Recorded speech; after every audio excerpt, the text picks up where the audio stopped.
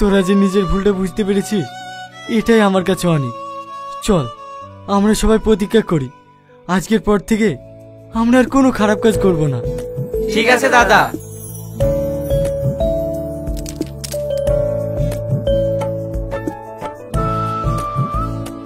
আজকে আমরা এই খুনি নাটকের মূল বক্তব্য আপনাদের কাছে পেশ করব। আপনারা সবাই ভিডিওটি পুরো ভিডিওটি দেখবেন, তাহলে এই ভিডিওর মূল পাঠটা বুঝতে পারবেন। প্রথমত একটা সরু শান্ত গ্রাম, চারিদিকে সবুজ মাঠ, খালের পানি ও মানুষের হাসি কান্না। কিন্তু এই শান্তির আড়ালে লুকিয়ে আছে ভয়ঙ্কর এক রহস্য। এর নামের এক ছেলে, সে সবার কাছে অতি সৎ যুবক, তিনি খুবই ভালো। সালমা, যার ভালোবাসা অতি সম্মান ধীরে ধীরে হারিয়ে যাচ্ছে এক অদৃশ্য খুনির কাছে। এই নাটকের মধ্যে যারা অভিনয় করেছে এর মধ্যে যারা বন্ধু আছে এবং এই বন্ধুদের মধ্যেই লুকিয়ে আছে এক সন্দেহ রহস্য।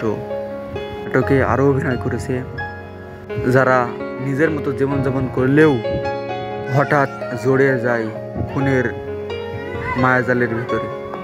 কে এই খুনি, যাকে সবাই নির্দোষ ভাবে, যার হাসির আড়ালে লুকিয়ে আছে এক বিষাক্ত কূটনীতিবিদ্যি।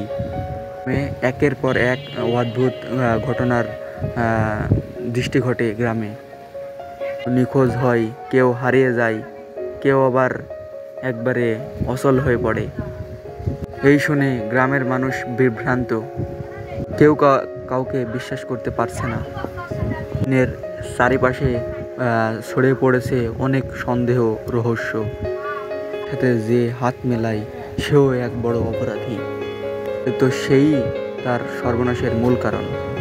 কিন্তু মিথ্যা কি এতদিন ধরে লুকিয়ে থাকে? একদিন না একদিন ফুটে উঠবেই। ধীরে ধীরে অনেক রহস্য মুখোশ খুলে যায়। সবাই বিশ্বাস করত, যার উপর নির্ভর করত, সেই আসল খুনি। মানুষ এগুলো শুনে আর চুপ থাকতে পারে না। অবশেষে তারা বিচার করে এবং শেষ পর্যন্ত খুনির শাস্তি হয় এবং শেষ। আপনাদের ভালো লাগলে অবশ্যই লাইক কমেন্ট করে পাশে থাকবেন। ধন্যবাদ।